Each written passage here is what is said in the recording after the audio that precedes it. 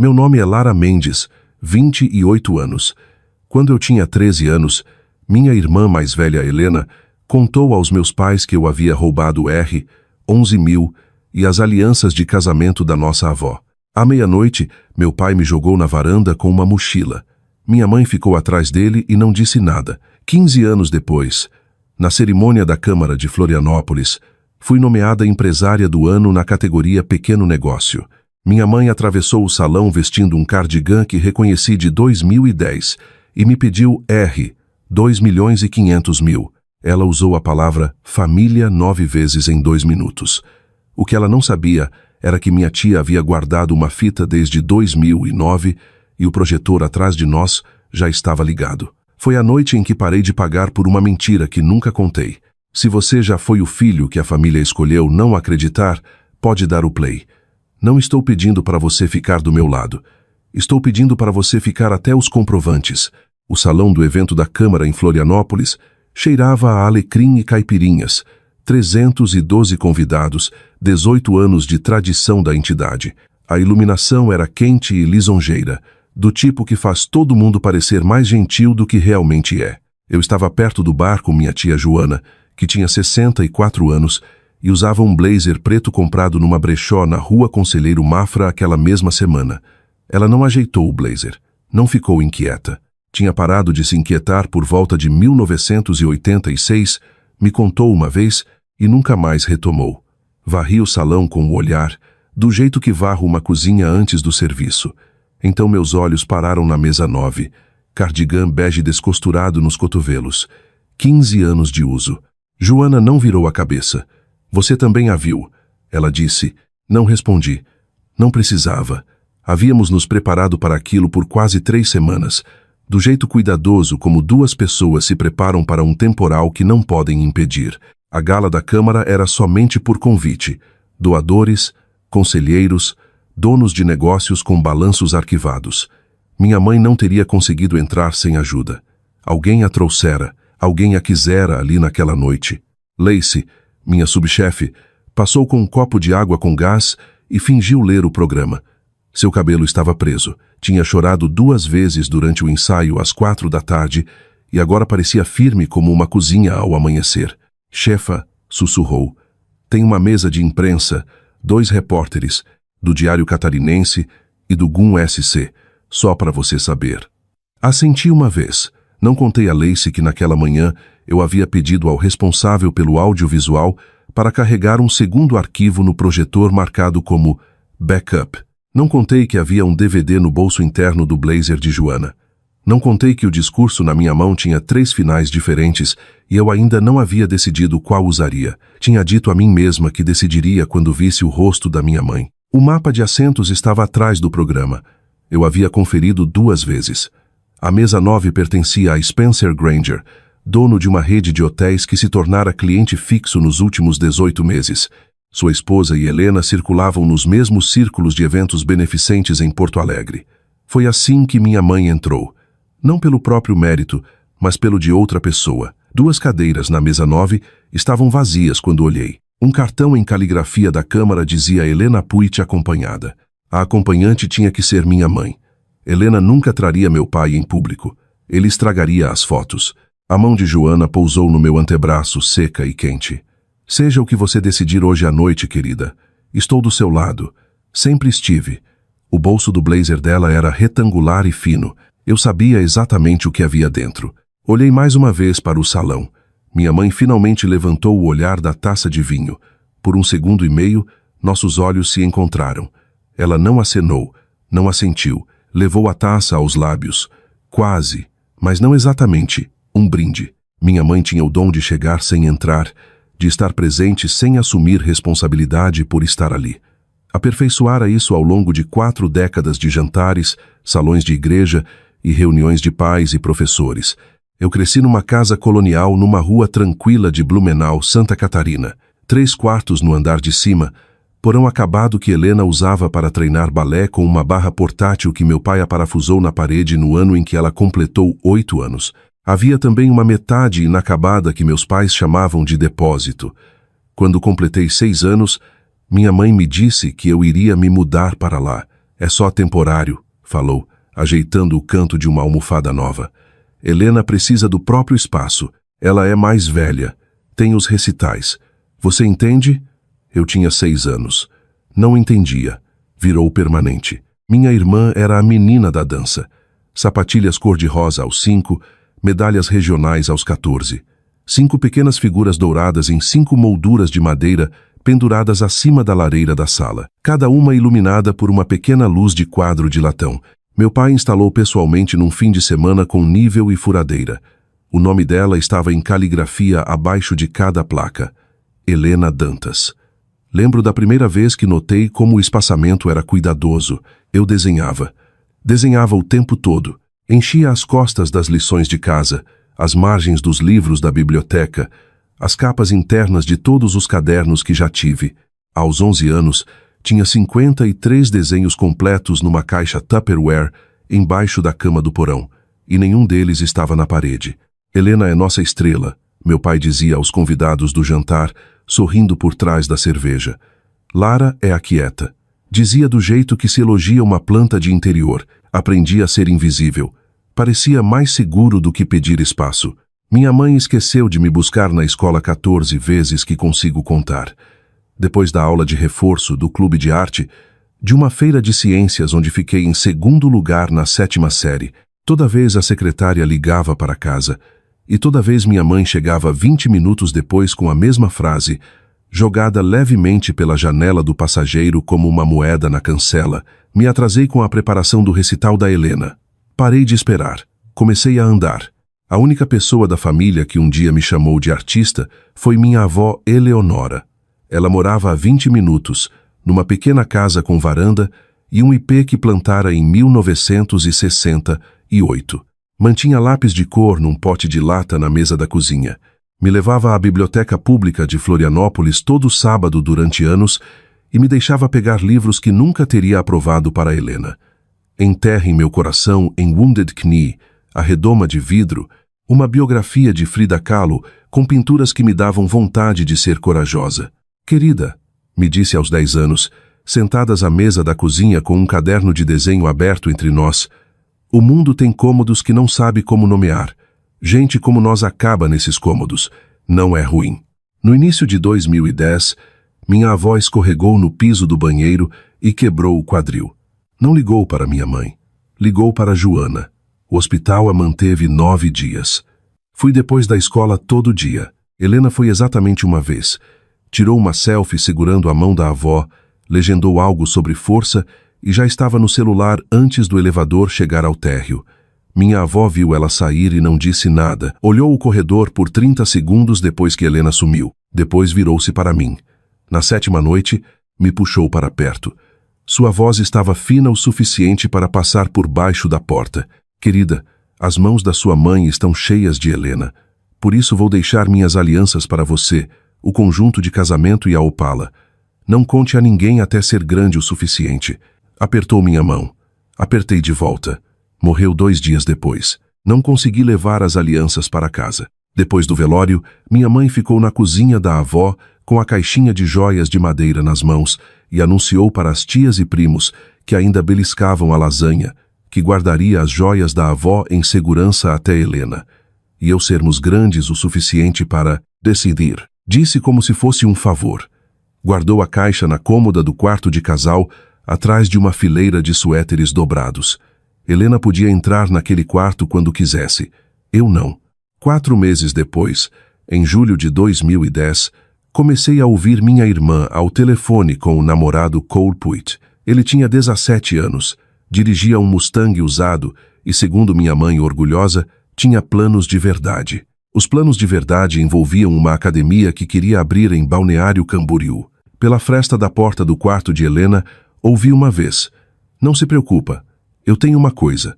Confia. Só até agosto." Não sabia o que era a coisa. Descobri no dia 6. Era uma manhã de sexta. Eu comia cereal na mesa da cozinha quando minha mãe gritou do andar de cima com uma voz que não parecia dela: "Minha caixinha de joias. Onde está?" Meu pai subiu rápido para um homem com dor nas costas. Suas botas batiam em todos os degraus. Helena apareceu na porta da cozinha como se estivesse posicionada ali. Seu rosto tinha a cor que o rosto da minha mãe, ficava nas discussões quase convincentemente pálido. Usava uma regata que eu nunca tinha visto e gloss às 9 da manhã. As alianças da mamãe, disse minha mãe quando desceu, segurando a caixinha vazia. A mão estava na garganta. Sumiram. 11.000 da gaveta também sumiram. A gaveta era a segunda da cômoda. A que ela contava todo domingo à noite, porque meu pai guardava ali o dinheiro dos serviços de hidráulica fora da nota. Helena virou-se para mim devagar, do jeito que atores viram quando querem ter certeza de que a plateia vê o movimento. Mãe, disse. A voz falhou na palavra. Lara esteve lá em cima ontem. Eu vi. Eu não tinha subido no dia anterior. Estivera no reforço com a professora Halverson até às 6. Depois caminhei até o mercado com 2 amigas, Hannah e Bethany, tomar refrigerante. Havia 3 outros alunos no reforço. Meu nome estava na lista de presença. O mercado tinha câmeras. Ninguém perguntou. Helena levou meus pais até o porão, até a metade do depósito, até minha mesa. Minha mesa era uma chapa de compensado sobre 2 arquivos. Pegou meu diário, um caderno espiral verde da farmácia. Abriu na página 38. A metade de cima havia sido rasgada. No que restava, numa letra quase idêntica à minha, estavam 2 frases que eu nunca escrevera. Eu peguei. Precisei. A voz do meu pai não era alta. Foi isso que tornou terrível. Lara, olha para mim. Você escreveu isso? Olhei para a página. O jeito como o T estava cruzado estava errado. O jeito como a voltinha do E minúsculo ficava abaixo da linha estava errado. Eu sabia. Tinha 13 anos. Não conseguia explicar. Não é minha. Não terminei a frase. Não tive chance. Meu pai subiu sem falar. Pegou meu casaco da escola no gancho da porta. Azul marinho, o que eu usava nas manhãs frias para o ponto de ônibus. Enfiou a mão no bolso interno. Seu rosto mudou antes mesmo de tirar a mão. Tirou 2 brincos de opala. Eu não tinha colocado ali. Sabia que não tinha colocado. Também soube, naquele exato segundo, que 2 dias antes Helena pedira para emprestar meu casaco da escola. Disse que era para a ideia de fantasia de Halloween em julho. Não fiz perguntas porque nunca fazia perguntas a Helena. O preço era sempre alto demais.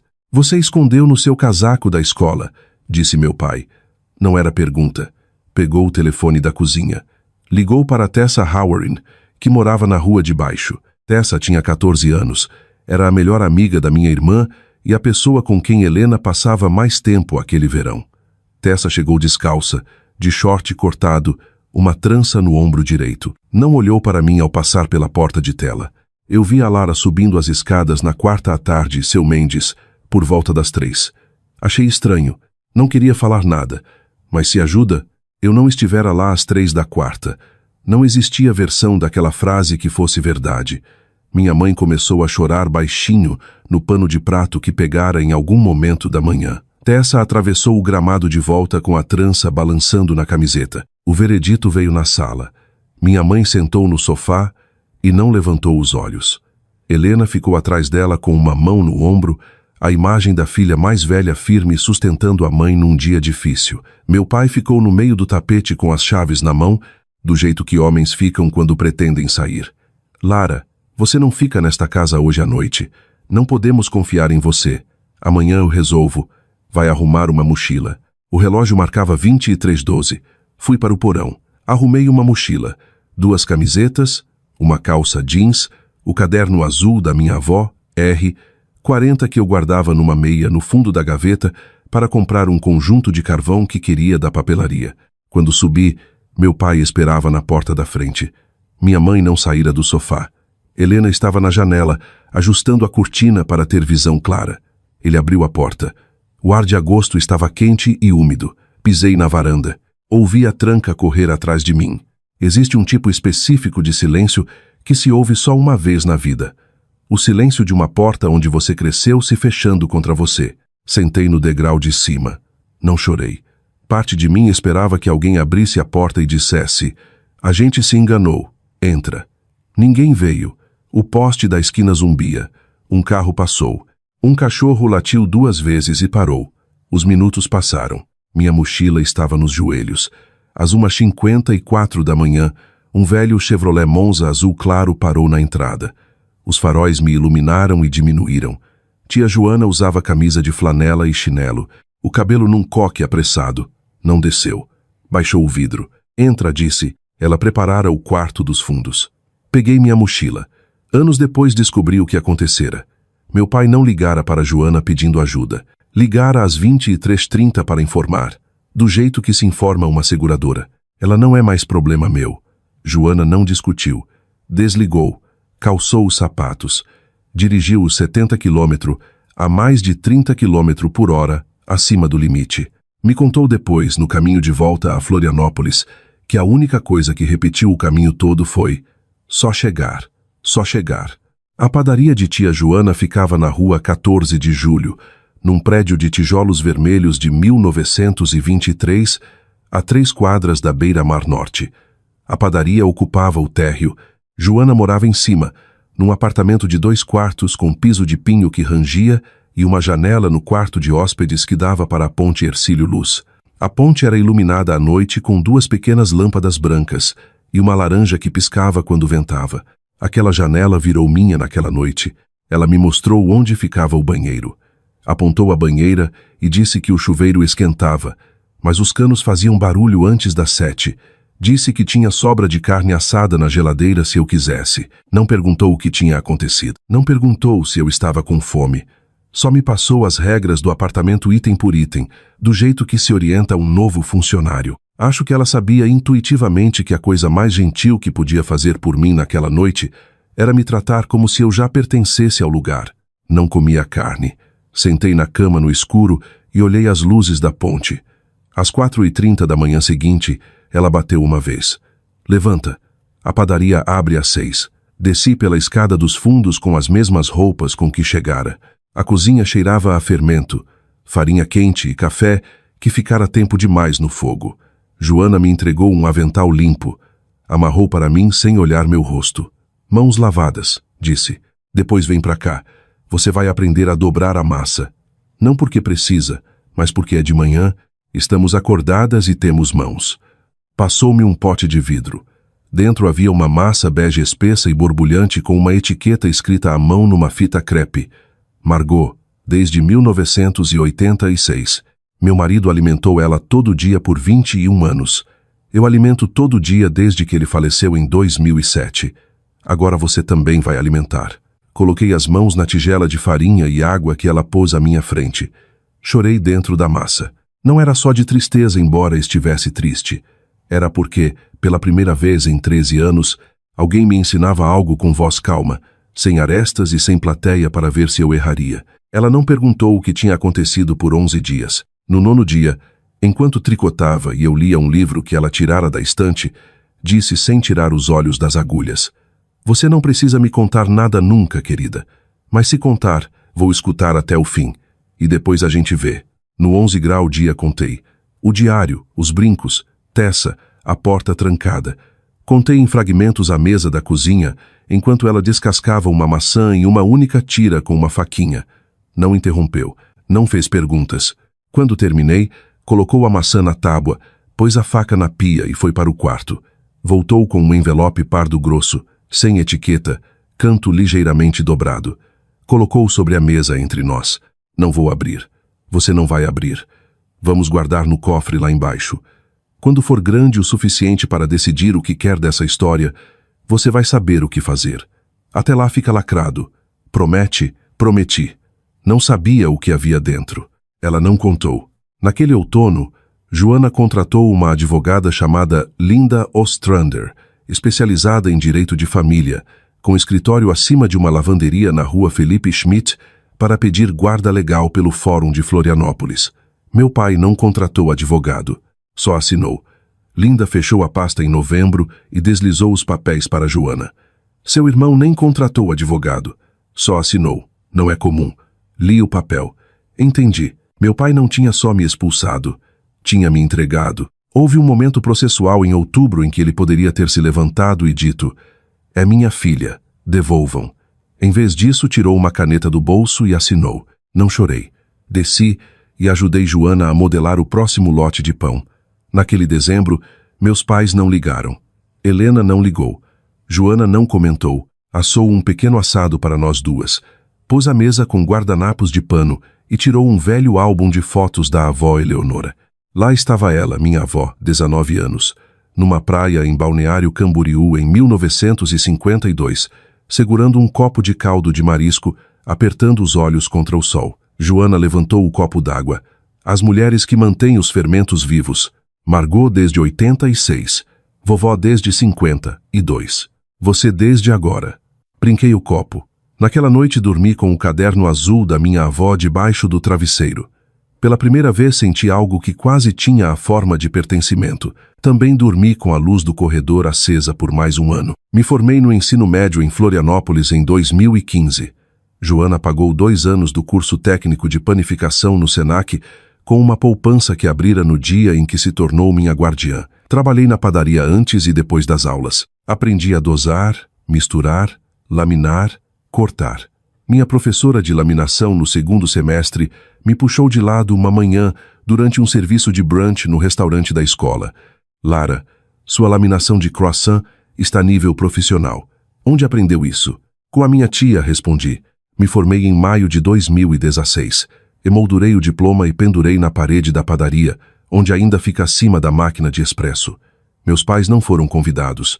Eu escrevera os nomes deles na lista de convidados na noite anterior e riscara os dois com uma linha reta. Em 2018, Joana me passou as chaves para gerenciar o salão enquanto ela recuava para a produção. Mantinha as receitas num fichário preto de 3 argolas que não saía do prédio. Eu cuidava da escala, do estoque e da equipe. Os clientes habituais pararam de perguntar de qual de nós estavam pedindo. Na primavera de 2022, Joana sofreu o que os médicos do hospital regional chamaram de AVC leve. Tinha 60 anos. Estava pesando pão no balcão quando a mão direita parou de funcionar. O hospital a manteve 4 noites. Fizeram exames. Limparam uma carótida. Disseram com delicadeza que sua carreira como padeira em pé 9 horas por dia havia terminado. Quando voltou para casa, a mão direita estava mais lenta que a esquerda e a fala embolava em certas consoantes quando estava cansada. Ligou para Linda na 2ª semana em casa. Lara disse, sentada à mesa da cozinha enquanto eu fazia chá. A padaria vai ser sua. Não quando eu morrer.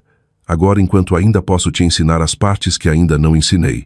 A transferência foi registrada em junho de 2022. A padaria fora avaliada em R$ 1.190.000 por um avaliador independente. Ela me vendeu por R$ 1. Linda me fez assinar um documento separado reconhecendo o que ela estava abrindo mão. Subi para meu antigo quarto de hóspedes naquela noite, abri o armário, olhei o cofre no chão debaixo do tapete e pus a mão na porta. Não abri o envelope, só toquei. Em 2023, abri uma 2ª unidade em Balneário Camboriú, numa antiga loja de discos na Rua das Nações. O aluguel foi um salto.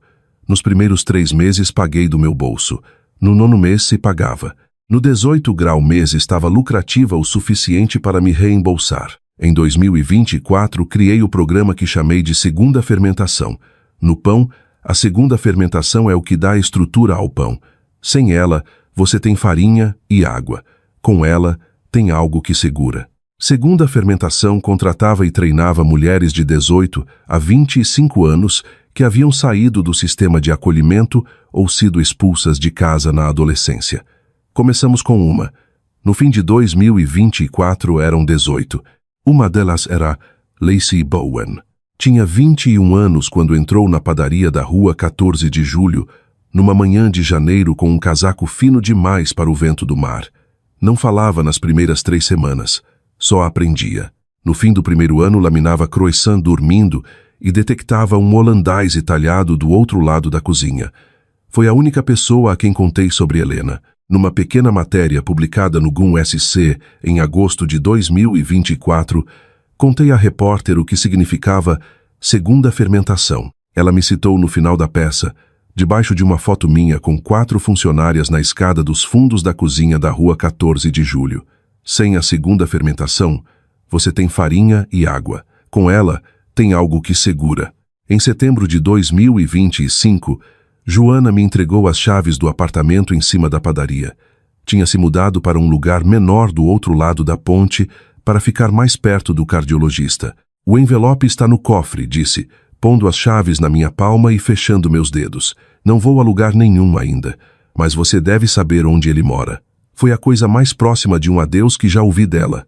6 semanas depois, meu celular tocou enquanto eu dosava o prefermento para o pão do dia seguinte. A tela dizia, mãe. Não via aquela palavra na tela havia 15 anos. Deixei tocar. Caiu na caixa postal. Terminei o prefermento. Fui para a autólise. Amassei 10 minutos.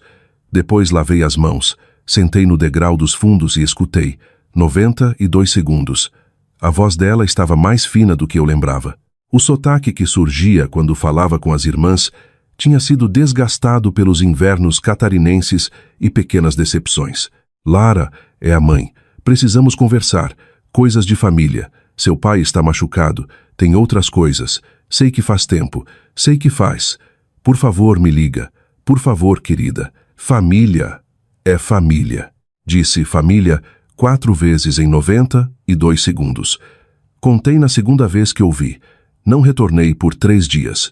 Quando finalmente liguei, disse uma única frase. Lanchonete Farol. BR 101, terça às 15. Vem sozinha. Ela disse sim imediatamente. Estava esperando. A lanchonete Farol tem bancos de vinil vermelho com rachaduras tapadas por fita adesiva preta e café previsivelmente ruim. Escolhi porque ninguém que eu conhecia estaria lá às 3 da tarde de uma terça e porque os bancos tinham encostos altos. Ela veio sozinha. Estava mais velha do que eu lembrava. O cabelo era um tingimento escuro e irregular com raízes grisalhas que começara a esconder e depois desistira. Usava o cardigan bege descosturado nos cotovelos, o mesmo. Soube no segundo em que vi. Deslizou para o banco à minha frente e cruzou as mãos sobre a mesa do jeito que costumava cruzar na igreja. Você está bem-sucedida, disse, me avaliando. Não agradeci. Não disse nada. A garçonete veio. Pedi um café. Minha mãe não pediu nada. Não perguntou como eu estava. Não perguntou por Joana. Não mencionou o ano em que completei 13. Deslizou uma folha dobrada de papel sulfite amarelo sobre a mesa. Seu pai caiu do andaime há 3 meses. As costas estão ruins. Não consegue trabalhar. Tem que devolver R$ 950 mil para 3 clientes porque não terminou os serviços. A licença está suspensa. Temos sua irmã e o Cole em casa. A academia deles faliu ano passado. A receita está atrás. Os cartões. Lara, estamos perdendo a casa. Sua irmã está enlouquecendo. Precisamos de R$ 2.500.000 até o Natal. Não disse por favor. Olhei o papel. A letra era dela. Apertada, inclinada, pequena. Olhei de volta para ela. Em 12 minutos minha mãe usou a palavra família 17 vezes. Contei na cabeça e fiz uma marcação no verso do programa da Câmara que carregava no bolso do casaco porque ainda não decidira como contaria a Joana sobre aquela conversa. Mãe, disse quando ela finalmente parou. Onde estava a família em 6 de agosto de 2010? Por 4 segundos ela não respondeu. Depois fez o que sempre fazia. Deslizou para o lado. Isso foi há muito tempo, Lara. Seu pai nunca quis dizer. O que ele quis dizer? Ele estava com raiva. Ele era um pai jovem. Não sabia lidar com uma filha que... Ela apertou os lábios. Não terminou a frase. Abriu a bolsa em vez disso. Tirou um envelope branco pequeno e de dentro uma Polaroid. Era uma foto da minha avó me segurando recém-nascida. O cabelo de Eleonora era escuro na foto. O sorriso era suave. Olhava para o bebê nos braços, não para a câmera. Nunca tinha visto aquela foto em nenhum álbum. Minha mãe virou. No verso, na letra azul de sempre da avó, 6 palavras. Para o dia em que ela estiver pronta. Sua avó me deu isso quando você tinha 3 dias, disse minha mãe. Mandou guardar para quando você precisasse. Acho que hoje é esse dia. Deslizou sobre a mesa. Não peguei imediatamente. Olhei para ela. Olhei a Polaroid, depois para ela de novo. Ela guardara aquela foto por 28 anos. Não guardara porque me amava. Guardara porque, em algum nível, sempre soubera que um dia precisaria usá-la como arma. Peguei. Coloquei no bolso interno do casaco. Levantei. Deixei R, 100 na mesa pelo café que não terminara. Não disse mais nada. Dirigi direto para a rua 14 de julho. Abri a padaria. Atravessei o salão escuro. Subi as escadas para o apartamento. Abri o armário do antigo quarto de hóspedes, levantei o tapete e girei o dial do cofre. O envelope pardo estava no fundo, exatamente onde Joana colocara numa noite de outono de 2010. Enquanto eu estava à mesa da cozinha com casca de maçã à frente, sentei no chão. Quebrei o lacre. Dentro havia 3 coisas. A primeira era uma fita VHS numa capa preta simples com uma fita crepe na lombada.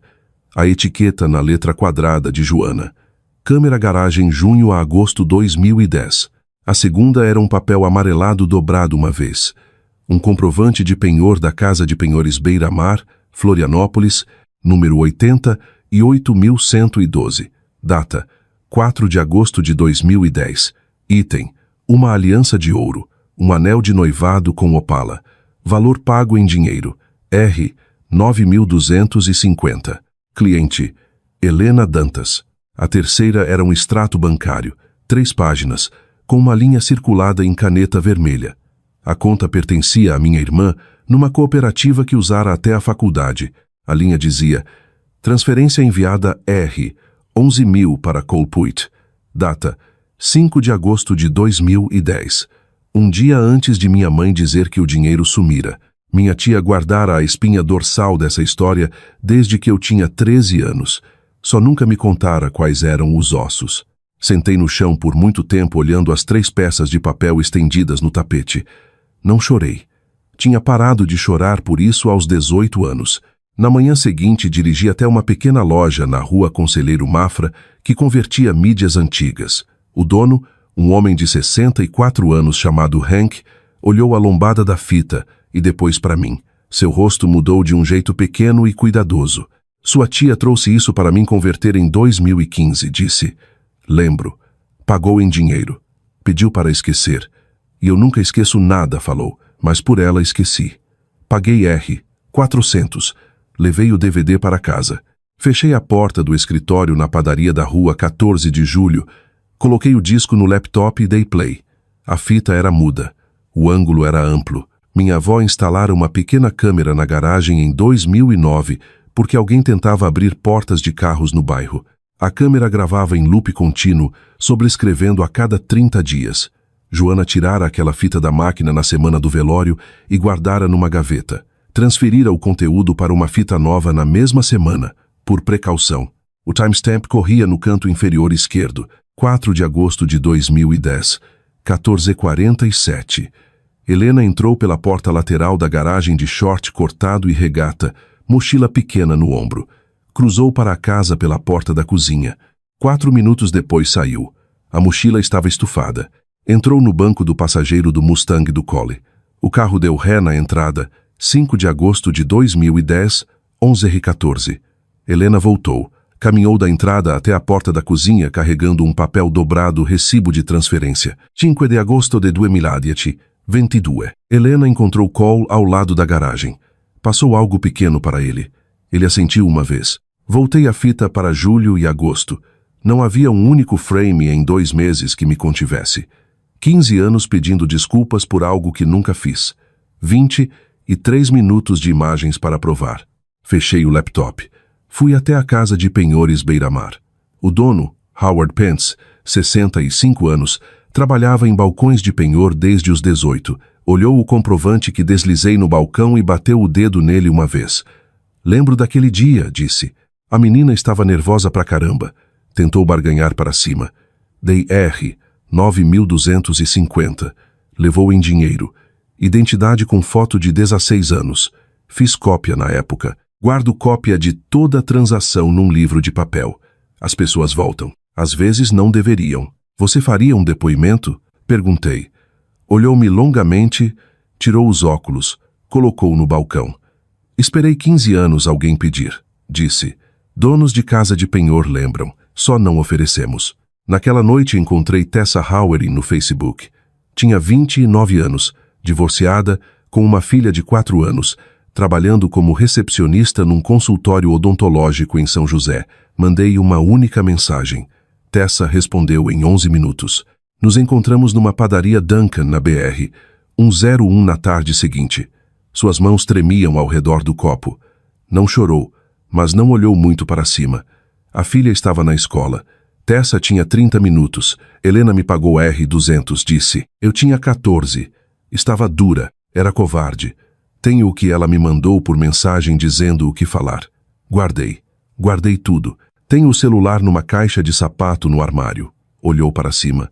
Esperei 15 anos você bater, disse. Desculpa. Não a perdoei. Não precisava.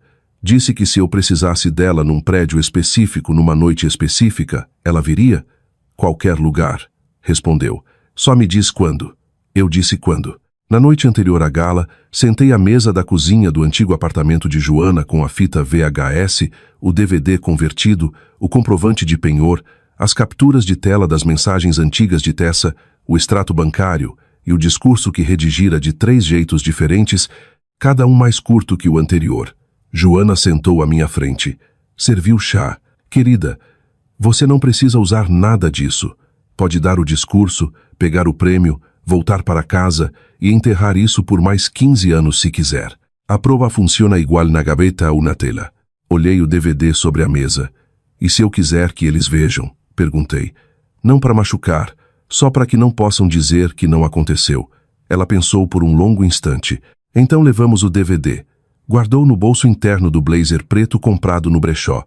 Perguntei se tinha certeza de querer usar aquele blazer. Custou R$30, disse. É perfeito. Antes de te levar para aquele salão, me deixa te perguntar uma coisa.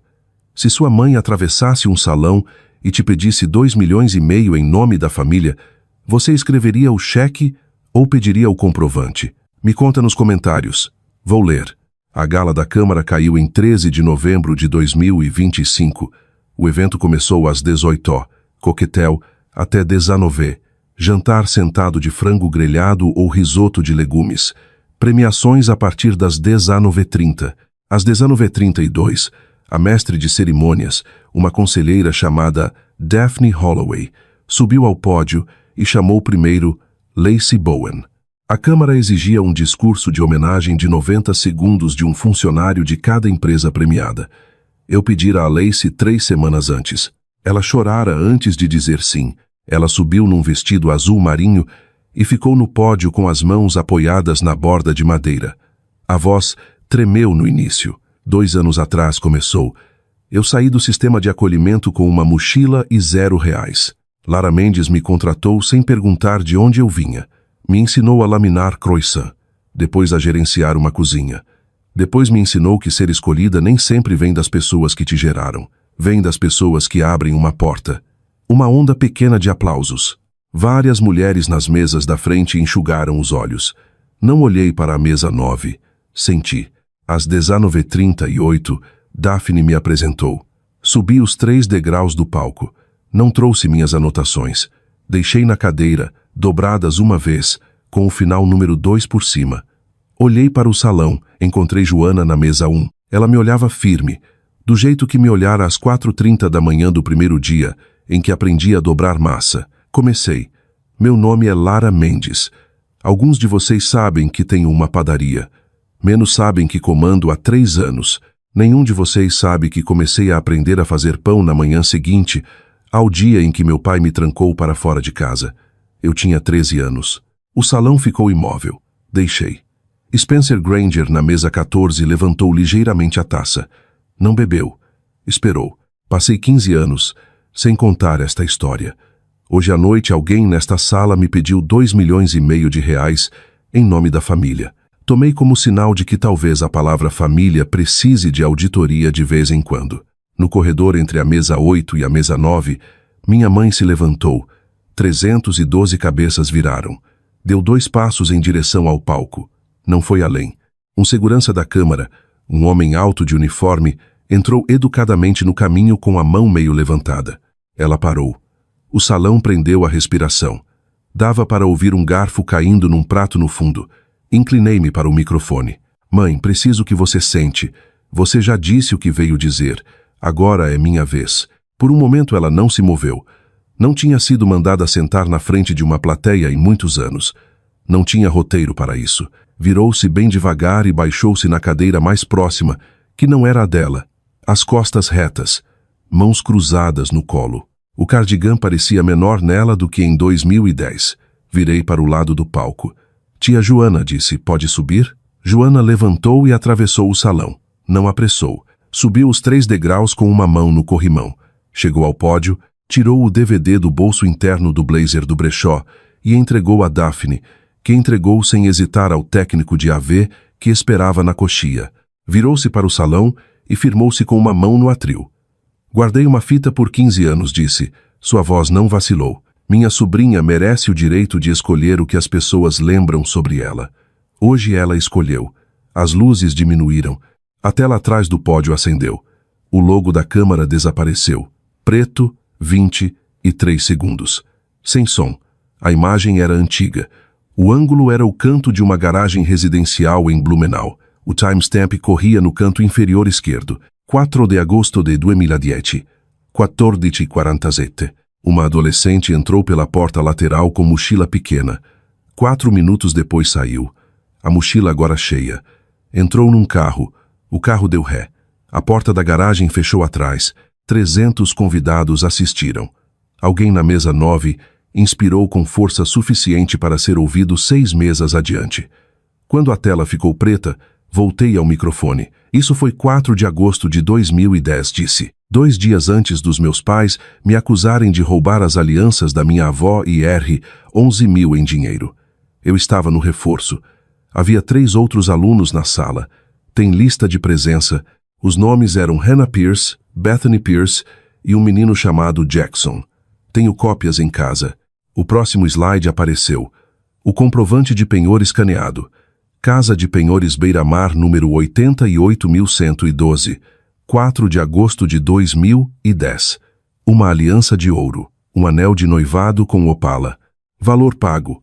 R$ 9.250. Assinatura da cliente. Helena Dantas. Não precisei apontar. A assinatura era visível do fundo do salão.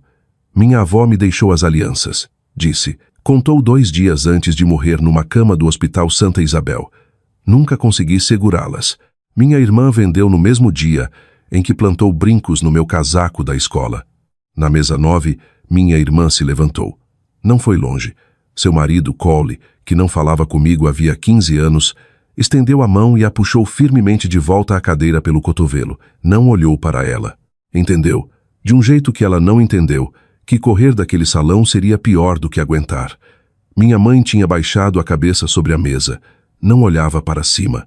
O cardigan escorregara num ombro. Não estava chorando. Acho que não tinha mais equipamento para isso. Virei de volta para o salão. Encontrei a cabeça baixa da minha mãe nas luzes.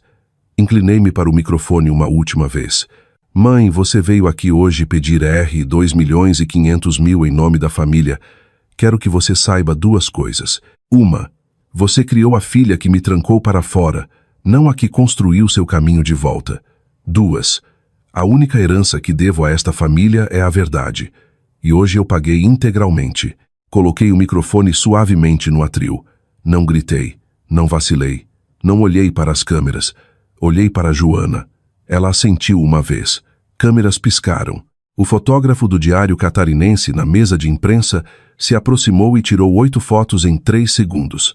A luz ricocheteou na placa de latão do atril e me fez piscar. Os aplausos não começaram todos de uma vez. Spencer Granger foi o primeiro a ficar de pé.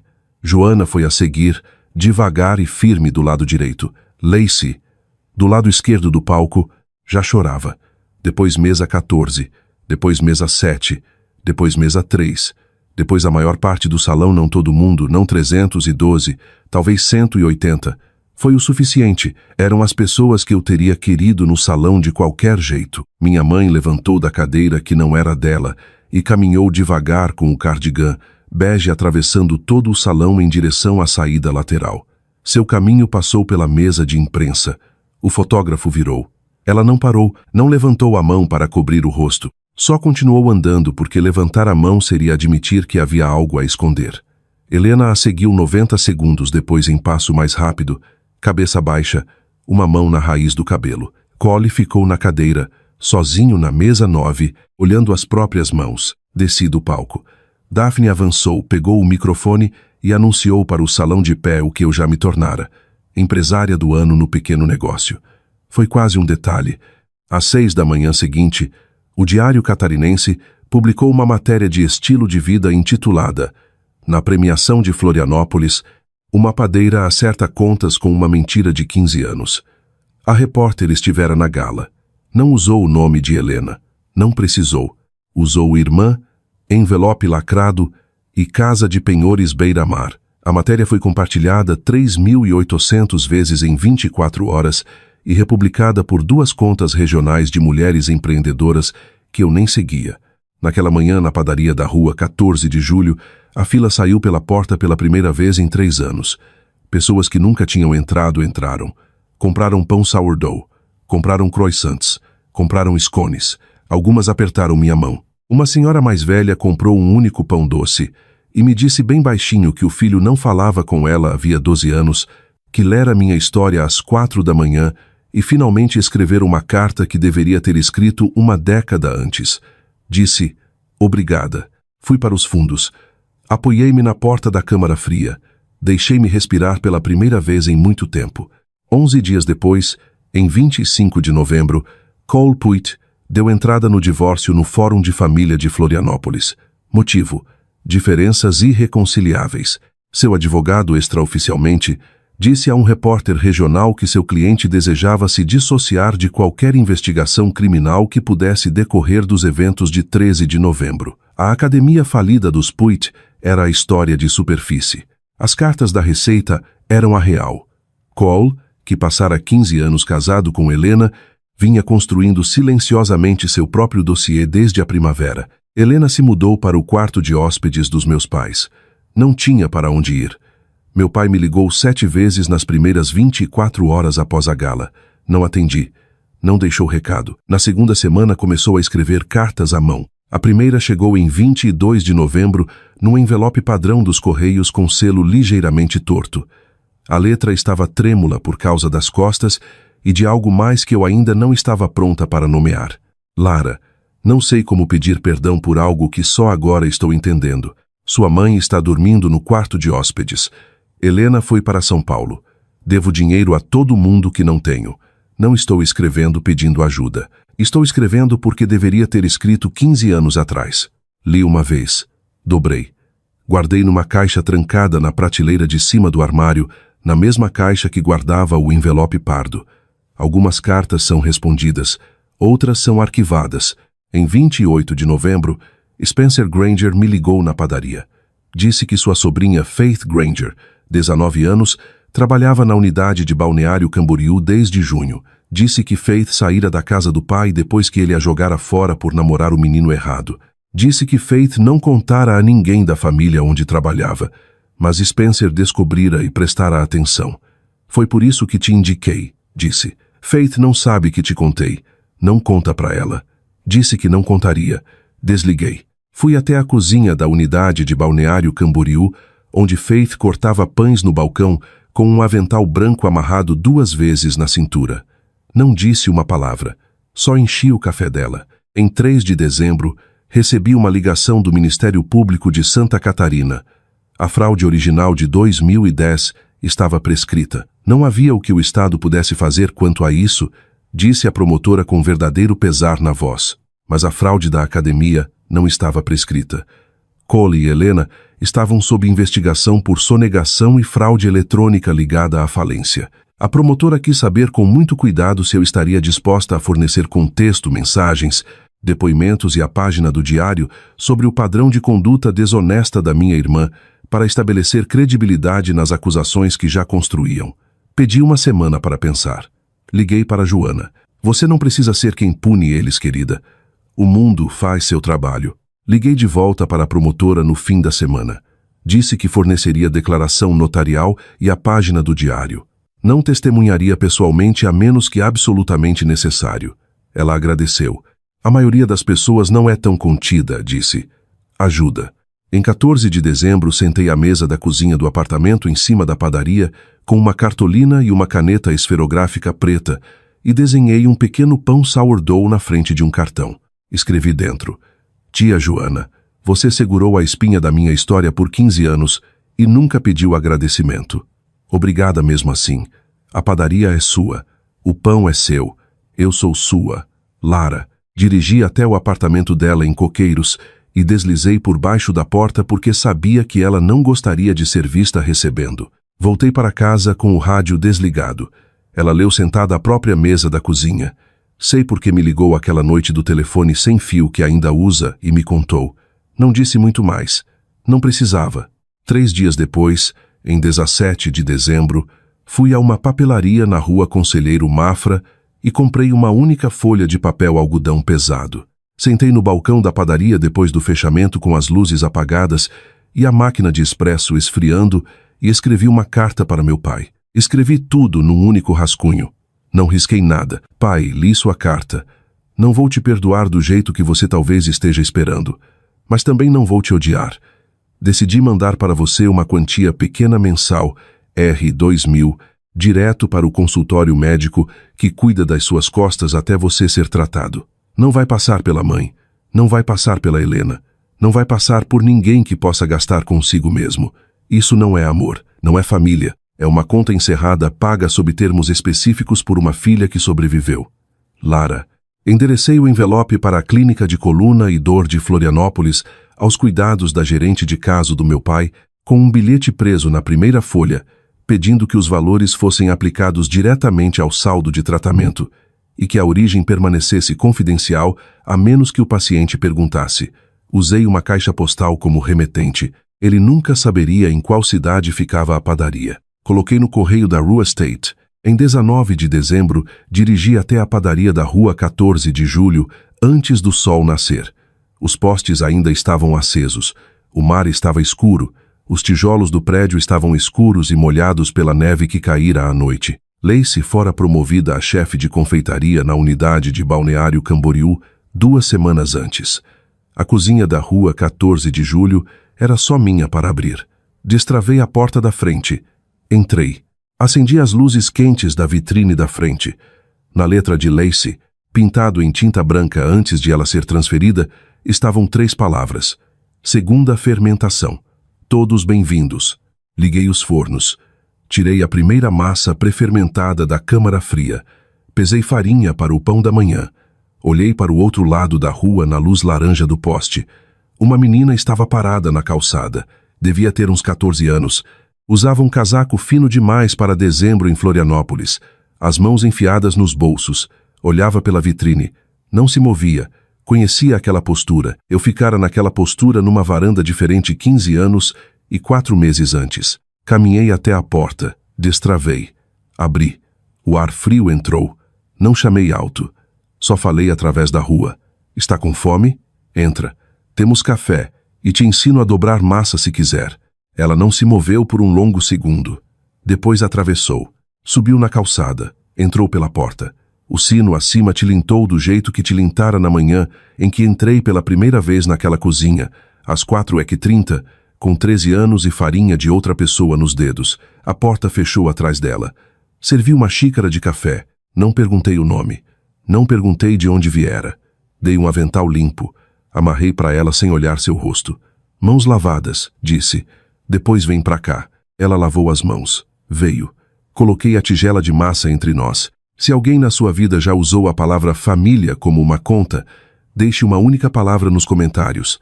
A palavra que usaram, não o nome, não a história, só a palavra. Quero ler o que todos nós fomos cobrados para pagar. Minha avó me disse no ano em que completei 10 anos que o mundo tem cômodos que não sabe como nomear.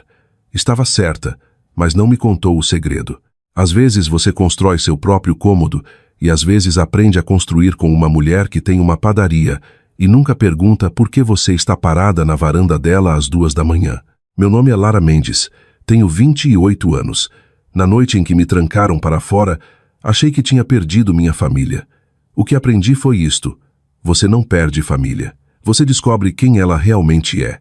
E às vezes, 15 anos depois, você se torna ela para outra pessoa. A padaria abre às 6. Tenho mãos. Tenho farinha. Tenho uma menina que nunca vi antes lavando as mãos na minha pia. Decidi que isso é mais do que suficiente.